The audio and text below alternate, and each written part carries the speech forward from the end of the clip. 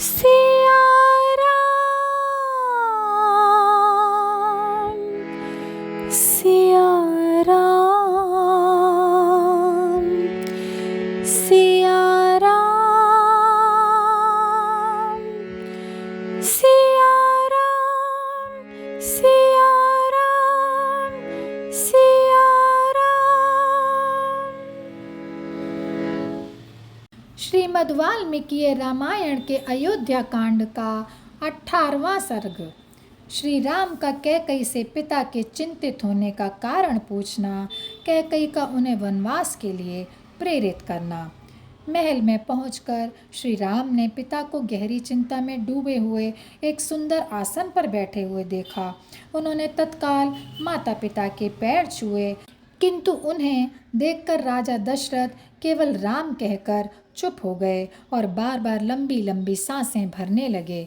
उनकी ये दशा देखकर श्री राम ने सोचा, आखिर आज पिताजी को क्या हो गया है जो वे बोल नहीं पा रहे हैं और उनके मुख की कांति फीकी पड़ गई है। तब उन्होंने कैकई को प्रणाम कर पूछा, माँ, मुझसे कौन सी भूल हो गई है जो पिताजी मुझसे इस तरह नाराज दिखलाई पड़ते हैं, अथवा ये इस समय किसी रोग से तो नहीं पीड़ित हैं।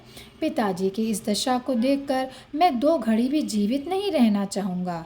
देवी, अब आप ही सच्ची बात बताएं, क्योंकि मैंने पिताजी को पहले कभी इस दशा में नहीं देखा है।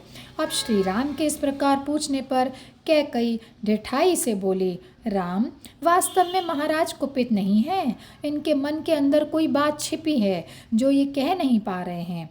इन्होंने पहले मुझे 2 वरदान दिए थे, अब आज उन्हीं के पालन हेतु ये गंवार मनुष्यों की भांति पश्चाताप कर रहे हैं। ये महाराज जिस बात को कहना चाहते हैं, यदि तुम उसका पालन करो तो मैं सारी बातें साफ साफ कह दूं। कैकई की बात सुनकर श्री राम बोले, देवी, अगर मैं ऐसा न कर सका तो मुझे धिक्कार है। आप जो भी बात उनके मन में हो उसे बता दें, मैं उसे पूरा करने की प्रतिज्ञा करता हूँ। श्री राम के इस प्रकार कहने पर अनार्या कैकई कहने लगी, श्री राम, बहुत पहले देवासुर संग्राम में तुम्हारे पिता शत्रुओं के बाण से विंध गए थे। उस समय मैंने इनके प्राणों की रक्षा की थी। तब इन्होंने मुझे प्रसन्न होकर 2 वर दिए थे। राघव, मैंने उन्हीं में से एक वर के द्वारा भरत का राज्याभिषेक करने की याचना की थी और दूसरे वर के द्वारा मैंने राम को आज ही दंडकारण्य भेजने के लिए कहा था। अतः राम, अगर तुम सत्य प्रतिज्ञ हो तो तुम्हें इसी समय 14 वर्षों के लिए वन में प्रवेश करना चाहिए और तुम्हारे राज्याभिषेक के लिए जो सामान जुटाया गया है उससे भरत का राज्याभिषेक किया जाए। केवल इसी बात को लेकर तुम्हारे पिता करुणा में डूब गए हैं तथा तुम्हें देखने का साहस नहीं कर पा रहे हैं। अब कैकई के इस कठोर वचन को सुनकर भी श्री राम के मन में कोई शोक न हुआ, लेकिन राजा दशरथ इस प्रकार के वियोग जनित बातों से दुखी हो उठे और यहीं पर यह अध्याय समाप्त होता है। जय सिया राम, जय सिया राम, जय सिया राम।